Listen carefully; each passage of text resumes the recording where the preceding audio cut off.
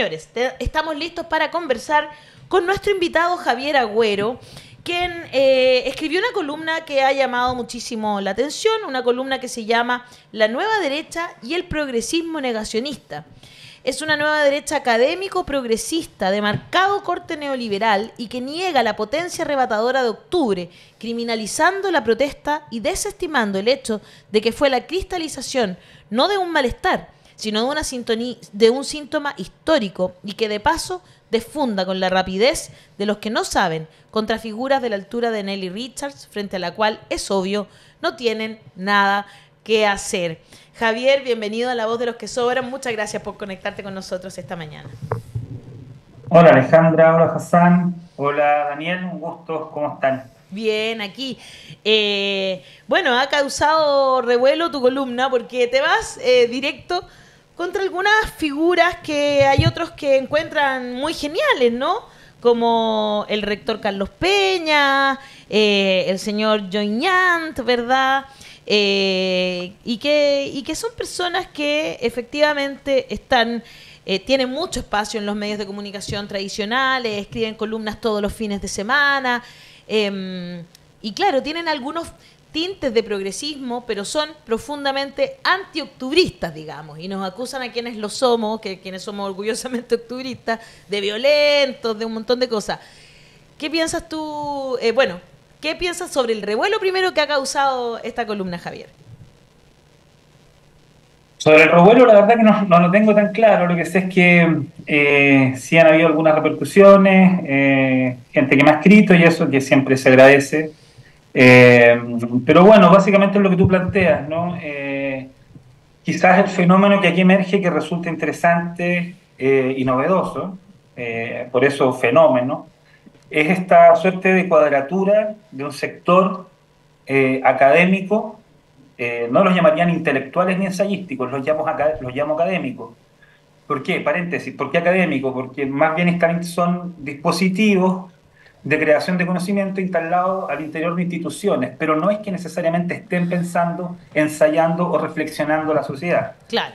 Eh, por lo tanto, la figura del académico, del experto, comillas, está anclado, digamos, en la institucionalidad universitaria. Bueno, pasado ese paréntesis, digamos, superado ese paréntesis, decir que este grupo, digamos, de alguna manera ha pretendido, de manera algo abyecta a mi modo de ver, eh, tener la última palabra de octubre. Esa es la primera y la última, ¿no? Y de alguna forma zanjar el debate, tanto a nivel moral, lexical, como de divulgación, digamos, de que octubre lo que fue básicamente un proyecto fallido, eh, que no tuvo más vocación al origen que una vocación destructiva de las instituciones, eh, y que en ningún caso, o que al parecer no habría obedecido a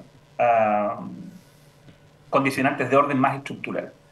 En esa línea, a mi modo de ver, son lecturas, estoy pensando en Carlos Peña particularmente, es gente inteligente, ¿no? En ningún caso Claro, por supuesto. es un desprestigio a lo que ellos hacen, digamos, pero no obstante, siendo inteligentes, o pudiendo ser inteligentes, son lecturas que funcionan bastante sobre la superficie, fíjate. ¿En qué sentido? Los fenómenos sociales uno podía interpretarlo en tres niveles, ¿no? El estallido social lo puedes interpretar en tres niveles. La fisura, es decir, la fase más superficial, la atrizadura, después la grieta, que abre la fisura, y finalmente la fractura, que es algo que no se ve. Se tiende a pensar de esa manera, ¿no? Pero la fractura es algo que está escondido, la fractura está siempre ahí. Nosotros operamos sobre la base de una fractura. Y estos análisis, tanto los de Peña, por ejemplo, los de Biañán, que hablan de malestar o anomia, funcionan sobre la base de la fisura, de arriba. Por eso hablan de anomia y de malestar.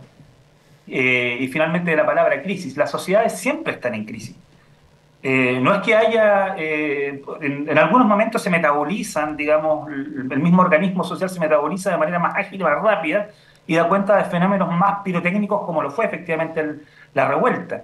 Pero las sociedades como tal, la cultura como tal, se sostiene sobre una fractura, sobre una placa en constante desplazamiento. Entonces lo que yo creo que hacen estas lecturas de la anomia famosa, del malestar famoso, es analizar y pensar lo que fue el estallido sobre la fisura. y no ingresar a ese lugar donde ingresa, por ejemplo, Nelly Richard y otros y otras, que es el lugar de la fractura, ¿no? La fractura no se ve, a veces se expone, pero siempre está ahí, un poco así como medio holográmicamente, aparece y desaparece. Entonces, en esa perspectiva, ellos defienden una idea del estallido, que no solamente es una idea del estallido, sino que es un intento de apropiación de la última palabra respecto a lo que el estallido fue. Y en esa perspectiva creo que al mismo tiempo caen, sobre todo Alfredo Yoyán, porque no tengo absolutamente nada personal, esto es un debate acá entre Académico, personas que están claro. discutiendo un tema similar, claro, caen en ignorancias. Es decir, hablar de Nelly Richard como habló Alfredo Yoyán, tratarla de delirante. Él le dice A delirante a Nelly una Richards. persona de la talla de Nelly Richard, que participó de Mayo 68, que se codió con Tony Negri, con Jacques Derrida, con Jacques Rancière, ¿te das cuenta? Con Ernesto Laclau, es parte de todo ese perímetro intelectual, ensayístico, en donde el pensamiento estaba ocurriendo totalmente en el mundo. Ella estuvo ahí mismo. Tratarla de delirante, al mismo tiempo diciendo que ella glorifica Octubre cuando Nelly Richard viene a sacar un libro donde critica a gente como Critica. yo, Claro. criticamos, o sea, de partida da cuenta que no leyó el libro. Y eso a nivel de academia, comillas, es una gran O sea, falla. O sea, una falla grave. Javier, y no solo ha dado ¿No? cuenta que no leyó el Por libro. eso quisimos salir un poco a prestar ropa nosotros. Claro, no solo se da cuenta que no leyó el libro, no, o sea, no abrió el libro. Porque de verdad, en las primeras páginas tú ya entiendes de qué se trata el libro. Lo dice la misma Nelly Richards, digamos. Entonces es como, wow, es impresionante. Ni siquiera se dio el trabajo de escuchar sus entrevistas, por último, leerlas, no sé. De verdad que llama profundamente la atención. Y sí, es un gran fallo, de verdad. Y dudo que tenga que ver con, no sé si tiene que ver con ignorancia, no sé con qué tiene que ver realmente, ¿no? Daniel Stingo. Eso usted quiero quiere tocar preguntar. yo. Voy a ser mucho más banal, Javier, mucho más banal, así que relaja, porque viene lo banal, ¿no? Las razones profundas, Javier. Yo siento, y lo hemos conversado alguna vez acá, que es una pérdida de protagonismo y de poder lo que los hizo actuar así. Tú lo insinúas, tú lo dices también en alguna medida. Estuvieron fuera del estallido, perdieron protagonismo. El estallido social les pasó o por arriba o por el lado. Entonces, sí, es banal porque es qué es lo básico que sintieron para armar todo esto. Convengamos que el primero en hablar fue el rector Peña, que dijo pulsión estudiantil, acuérdense. En un principio habló de pulsión estudiantil. Es como cuando el otro dijo, cabros, esto no prendió, cuando estaba recién iniciándose, ¿cierto? Bueno, a mí me parece que lo profundo, y perdona que me meta en este tema, pero creo que hay una cuestión de fondo que es pérdida de protagonismo, fuera del extemporáneos, ya no sé, eran la izquierda y ahora ya no la son. Me pasa con Gumucio, ¿no? En otro nivel, lo sé, Javier. Perdona, pero lo cito porque él era a la izquierda, el irreverente, y de repente se puso, pero ¡pum!, pegando todo porque eran unos locos, no sé qué. La pérdida de protagonismo, la pérdida de poder del estallido que les pasó por el lado o por arriba, es, creo yo, la razón profunda. Si no, no veo una obligación de gente que... O sea, no veo esa actitud de una persona que siempre están pensando, porque digamos que Peña siempre está pensando Chile, sí, es verdad. Pero esta como... salida de madre, diría yo, descolocados que quedaron, bueno, responden con esto. No sé si estás de acuerdo, yo sé que es básico lo que estoy preguntando, pero es que yo siempre quiero buscar las razones profundas. Puede ser estúpido, pero lo hago. No tiene absolutamente nada de banal tu pregunta y tu comentario. Hay un pasaje de Heidegger que dice, la pregunta es la piedad del pensar.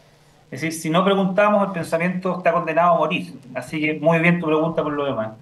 Y el comentario, ¿no? Yo creo que tienes toda la razón. Es decir, el estallido mismo lo sorprendió y evidenció la ausencia conceptual, la ausencia de referentes y marcos teóricos. Estamos hablando de gente que trabaja en las universidades y que en teoría tiene que entender o potencialmente comprender lo que está ocurriendo sobre la fase, por lo menos superficial, en la faceta superficial de la realidad, y no tuvieron los conceptos en ese momento, ¿verdad? No sé, sus marcos teóricos, sus investigaciones no le daban, no soportaban, no tenían espaldas, digamos, para poder enfrentar el desmadre que estaba ocurriendo en términos socioculturales y políticos.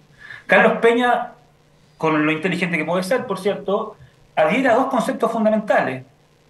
anomia y malestar, ¿no? Conceptos de larga data, de larga data en la tradición, digamos, del pensamiento sociológico, en las humanidades, etcétera. Y le suma esos dos conceptos, de la anomia y del malestar, este maltrato generacional que tú señalas, ¿no? Y con eso, bueno, ya tienes, como aparte el manejo mediático y el soporte mediático que tienen estos personajes es enorme, con eso ya tienen una batería más o menos armadita para entrar al problema. Pero en estricto rigor esto es mucho más complejo, ¿no? Y fue mucho más complejo. Nosotros escribimos sobre el acontecimiento, digamos, ahí mismo. Por eso fuimos muy erráticos probablemente, por eso no latinamos, pecamos de la góndola veneciana, embelesados también con lo que estaba ocurriendo, pero Claro. escribimos sobre lo que estaba ocurriendo en el acontecimiento y pudimos descubrir algunas cosas y algunos elementos que no quiero parecer pedante, digamos, pero algunos elementos que pudimos descubrirlos porque teníamos referencias y marcos teóricos diferentes. Entonces lo que hace Joañán particularmente es intentar pegarle un guadañazo a este sector que pensó la revuelta de otra manera y entronarse básicamente él y el grupo que lo secunda, o este grupo, esta nueva derecha que yo llamo, para tener la última palabra de octubre. Y nadie tiene la última palabra de octubre, nosotros tampoco tenemos la última palabra de octubre. Un acontecimiento de estas características que no se deja ver, que irrumpe, que desajusta la normalidad de la historia, de la política, no puede tener una palabra final. Eso es de una, digamos, pedantería enorme, ¿no? Pedantería enorme. Sí. Lo que queda es seguir reflexionando sobre aquellos que quieren tachar octubre, eso sí están equivocados, porque hasta el día de hoy seguimos hablando de eso. A tal nivel que se levanta algo así como una corriente y un magma anti-octubrista, ¿no? Claro. O sea, la radioactividad histórica de octubre va a seguir hasta que Chile sea Chile, ¿no? Estamos hablando de la revuelta popular más grande en la historia de Chile, no hay otra igual. La Unidad Popular es un movimiento social que tiene anclaje y engranaje en la historia, en nuestra historia interior, que se va acumulando y generando densidad, y tenemos la Unidad Popular. No, esto fue una grieta que se abrió, una fisura que expuso la fractura, y eso no lo habíamos tenido a este nivel jamás. Por lo tanto, no hay nadie que pueda tener la última palabra de octubre. Nadie. Por supuesto. Y se han hecho muchos experimentos muy interesantes. Uno de los libros, de hecho, que se escribió muy rápidamente fue el de Hassan Akram, El estallido. Hassan, así que también te pega un poco el señor Peña. Yo me siento y el señor Joañán. Yo me siento muy distante de eso, porque al final lo que está apuntando a Alfredo Joañán es contra cierto crítico literario, como el caso de Nelly Richet, o filósofos que están haciendo un análisis de los eventos de la calle al calor de la coyuntura, que de cierta manera, en mi muy ignorante modo de ver, es un poco como la literatura, trata de capturar cierta intensidad emocional del momento. Pero él habla desde el mundo académico, supuestamente, desde el mundo de las ciencias sociales y desde el mundo de la ciencia política. Y yo me quedé como impresionado por la pobreza del análisis. Si uno trata de entender las distintas interpretaciones del estallido, se ha popularizado el concepto estallido delictual. Y hay estudios. Klaus Schmidt-Hebel, que fue economista, jefe de la OCDE, o sea, no una persona tonta, hizo un análisis, pero de una complejidad econométrica que realmente hay que estudiarlo para entender el nivel de locura. Es delirante. Hace un estudio econométrico para demostrar que el estallido es producto de una intervención extranjera. Perdón, si va a hablar desde el mundo académico, Alfredo Joañán debe estar indignado, aterrado, que en el espacio universitario hay personas que están haciendo cosas que metodológicamente no son tan simples para decir tal nivel de estupidez. No fue una intervención de los K-Popers ni de Corea del Norte, de Nicolás Maduro, pero esas cosas entran por la mala calidad de análisis de las ciencias sociales. Carlos Peña, cuando habló de las pulsiones adolescentes, estudiantiles, tenía toda una línea interpretativa sobre la modernización capitalista, que esas cosas son típicos, ¿no? Anomía, que es un concepto que me gusta mucho, ¿no? De esto es la falta de normas cuando hay una transformación de la sociedad. No entiende lo que es modernización capitalista, porque ni él ni Joañán han hecho la molestia de estudiar todo lo escrito sobre el funcionamiento desde las ciencias sociales de las variedades del capitalismo.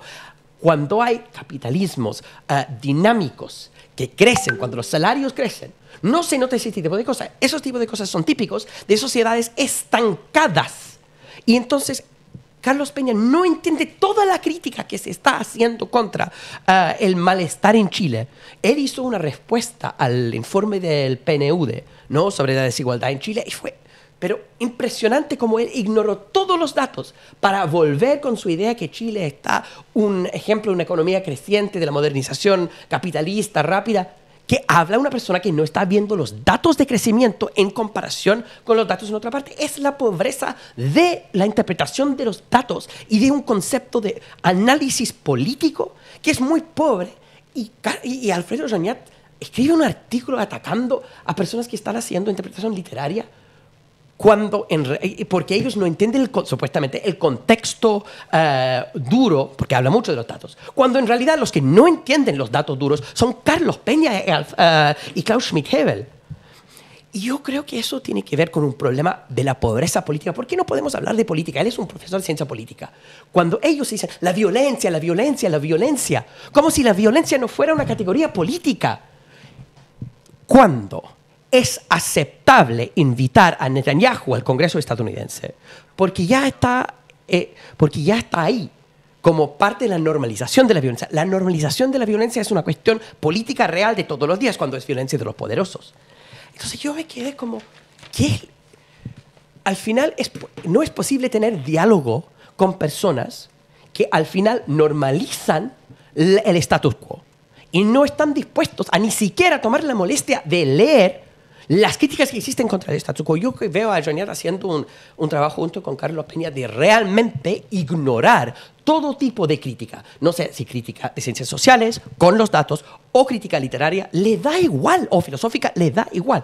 Acá parece que es simplemente un punto de defender un sistema. Entonces yo me quedo como, ¿por qué entrar en conversar con alguien así? Que no es muy fructífero el proceso, parece. No sé si vale la pena esa cosa. Gracias. Claro, hay esta intención, digamos, de suturar no solamente el debate, ¿no? Suturar como un médico sutura una herida, ¿no?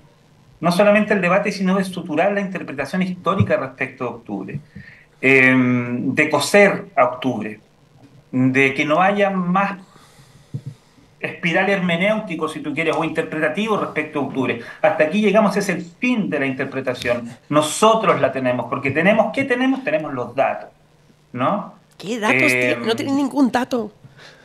Claro, y aunque los tuvieran, digamos, esta pedantería estadística, la pedantería de lo metodológico, porque está muy bien, yo no tengo nada contra la construcción de conocimiento a través de la ciencia, de los métodos propios de las ciencias sociales, ¿no? Pero dejar de lado a personas como Nelly Richard, por ejemplo, que no ocupa números, pero que está leyendo la sociedad más intensa y profunda y densamente que nadie, probablemente, porque no espejea la sociedad con números o con datos. O sea, por eso te digo, aquí hay un proyecto no solamente de suturar el debate, sino de alguna forma también de interpretación definitiva de la historia. Y eso no lo podemos permitir. O sea, ellos tiran el Mercurio, la Tercera, Chilevisión y Canal 13. Bueno, nosotros tenemos la voz de los que sobran y por aquí tenemos que hablar, digamos, ¿no? Exacto. A lo mejor peleamos en desventaja, pero tenemos que reaccionar, ¿no? O sea, frente a los oligopolios, nosotros peleamos en una desventaja tremenda, ¿no? Nosotros trabajamos en universidades, pienso en Rodrigo Carmi, Mauro Salazar, Alejandra Castillo, etcétera, que son universidades que no tienen recursos. No son oligopolios académicos, oligopolios, digamos, de producción de conocimiento, ¿no? Vivimos con el sueldo que tenemos como cualquier chileno, y desde ahí tenemos que saber dar la pelea, porque esto no puede ser permitido, no se le puede faltar el respeto a Nelly Richard, porque faltarle el respeto a Nelly Richard, al tratarla de delirante, se le falta el respeto no solamente a ella, sino al pensamiento en general. Y eso no puede ser algo que se puede dejar pasar. Siempre me acuerdo yo de una frase que me dijo Gabriel Salazar hace mucho tiempo, que siempre lo ocupo en realidad, ¿no? Gabriel Salazar me dijo una vez en una conversación, las instituciones no saben morir. Qué buena frase. Y eso es una frase de una gran intensidad, ¿no? Es decir, si no emerge una sociedad civil ciudadanía, concepto que yo creo que está muy en tensión, o un pueblo, también un concepto resbaloso, pero lo que sea, si no existe, si no emerge la sociedad, digamos, que no está capturada por las instituciones y presiona a las instituciones para que haya un cambio real, digamos, en un país como el nuestro, plagiado y secuestrado por los grandes capitales, aquí no va a pasar nada, las instituciones se pueden perpetuar ad eterno. 5 días antes del estallido, Piñera estaba diciendo que esto era un avance, Claro, pues. ¿no? Pero si no reacciona, digamos, si no viene de la multitud, por ocupar un concepto de Toni Negri, que critica a Ibañez, si no aparece esta multitud finalmente a presionar las instituciones pueden perpetuarse, ¿no? Y lo que vamos a tener al final del día es la reproducción sistemática de lo mismo. Ahora, lo triste de todo este proceso al final, de lo que pasó con la revuelta, fue que rápidamente posteriormente vino una restauración conservadora que restituyó los poderes típicos y folclóricos de Chile, y lo que vivimos hoy día puntualmente es el auge y la densificación de una sociedad más conservadora que antes del estallido y más securitaria. Esas son las ironías de la historia, ¿no? Absolutamente de acuerdo. Y yo estoy de acuerdo con Javier en eso, digamos. Porque estas personas además, y eso quizás a mí es lo que me preocupa más, Javier, porque tú decías, a lo mejor estamos en desventaja, tenemos la voz de los que sobran y no muchos más espacios. Está a lo mejor CIPER, Interferencia, que también publican columnas, pero no hay muchos más espacios para personas que tienen realmente pensamiento crítico y quieren analizar, pero desde tomando en cuenta todos los factores, ¿no? O sea, a mí lo que me sucede es que estas personas quieren cerrar el debate. Y esas personas, Javier, tienen mucha llegada en quienes hoy tienen el poder, quienes detentan el poder. ¿Te da a ti también un poco de miedo eso? O sea, efectivamente, Hassan decía algo que es cierto también, que lo conecto con lo que tú estás señalando, Alejandra. Lo que hace el Alfredo Ibañez con esta última columna es pauperizar el debate, llevarlo a un nivel muy flojo, ¿no? Intelectual y académicamente de muy mala calidad. Pero no obstante flojo y no obstante foco la argumentación, siempre va a ser peligrosa porque tienen a su disposición una multiplicidad de capitales cruzados. Es decir, hay capital económico, hay capital mediático, hay capital institucional viniendo de todos lados que lo están sosteniendo, ¿no? La teoría de Bourdieu de los capitales, ¿no? Capital cultural, capital político, capital económico, capital de todo tipo que al final se reúnen en un mismo entramado de poder y sostienen la voz de estos académicos. Por lo tanto, el poder que tienen es enorme. Claro. Insisto, son la expresión académica de los oligopolios. Y en ese sentido se transforman también en una tercera derecha. Una derecha negacionista de octubre, no una derecha militarista, no pensemos en eso, sino una tercera derecha. Una defensa, ¿no?, del status quo. Claro, en una tercera derecha en tanto atacan, digamos, están en contra o criminalizan lo que es propio de lo social, lo puramente social, es decir, la explosión de una ciudadanía que se activó en las calles, heterogénea al máximo, sin consignas y sin banderas, reclamando por una profundización y una intensificación de la democracia. Contra eso se levantan, y eso, para mí, inmediatamente los transforma en derecha. Tenemos que ir cerrando, tengo una real pregunta, queridos, porque como ustedes pudieron ver en pantalla y toda la gente pudo ver en pantalla, nos está esperando también nuestra próxima entrevista. Podríamos estar toda la mañana analizando esto, ¿ah? Discúlpenme, pero tenemos que ir cerrando porque ya... Es que es súper bueno Javier Agüero, lo entonces... Lo sé, y lo pueden ¿Por qué no puede venir Javier Agüero? Que no está aquí, pues no está aquí en Santiago. Patricio Alonso Vega Cortés, nuestra raíz feudal aleja mucho a las élites intelectuales que viven y son conquistados por el poder. Es como un actor del barrio alto, dice Patricio, personificando a un humilde carretonero. Lucía Hernández dice, Chile necesita buena educación, salud, pensiones decentes, que es lo que vamos a conversar con nuestra próxima invitada. Quienes no apoyan solo piensan en sus propios intereses y no en el país. No más derecha, dice. Siker dice, no podrán definir la revuelta. Más temprano que tarde, siempre se la entenderá como lo que fue. Geo Narbona, tratar de sellar el movimiento de octubre. Miserable, dice. Así, directamente, porque el público de La Voz de los que Sobran es orgullosamente... ¡No tiene pelos en la lengua!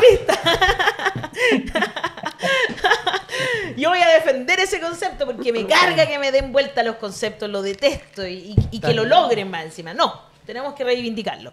Ya, le doy pero un minuto cada uno porque nos está esperando, como les dije. Yo tengo una pregunta simplemente. La profesora... Es que cuando cuando uno escribe un texto, uno asume que si está dirigido a una persona podría entender.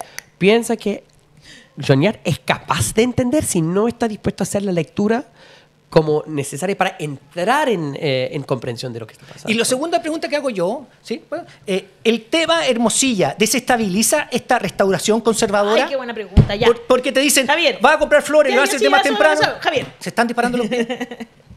Sí, yo rapidito, por respeto a la otra invitada, por supuesto.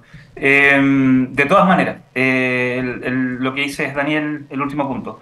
Finalmente, el caso Hermosilla, lo que cristaliza y lo que nos entrega como significante es que la querella de octubre sigue ahí. Exacto. Si la querella de octubre fue por el abuso multifactorial que podemos leer desde la Hacienda, pasando por todo el siglo XIX, digamos, los abusos decimonónicos,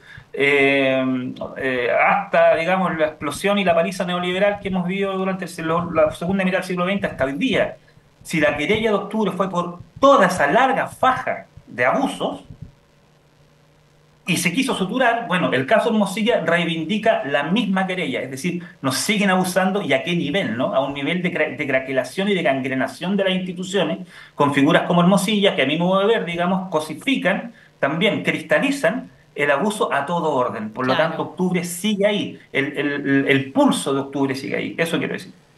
Sí, súper claro, Javier, y nuestro público Muchas gracias. Javier, Muchas Javier gracias. Agüero dice, brillante, dice Siker. Más Agüero, menos Peña, dice Vania González. Paola Hernández dice, el octubrismo es nuestra rebelión. Nadie podrá hacernos cambiar nuestro sentir respecto de ella. Ana María dice que vuelva Javier Agüero. Por supuesto. Y Vania va más allá y dice, una vez a la semana que tengo un espacio para la reflexión. Invítenlo de nuevo, dice Sandra Ortiz. Y así, nuestro público le encantó esta conversación. Sienten que es una conversación en la que hemos podido ahondar sobre temas tan importantes. Así que, Javier, te ganaste. ¿Vale otro? Para estar de nuevo en el programa. Te mandamos un abrazo gigante. Muchas gracias por tus reflexiones. Muchas gracias por publicar con nosotros y confiar en nuestro medio de comunicación.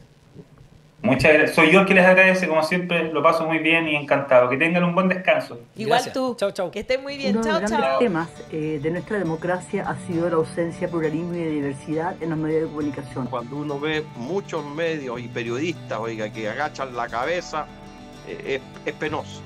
Ustedes tienen una audiencia que no es la audiencia tradicional, que yo siento que necesita saber el Chile que tenemos. El que exista medios, espacios como la voz de los que sobran, No de los que sobran, la voz de los que dicen la verdad y que luchan por la justicia. no solo es importante, sino efectivamente contribuye a fortalecer nuestra democracia. Y sigan siendo los periodistas que son valientes, corajudos, no teniéndole miedo a enfrentarse a los poderosos.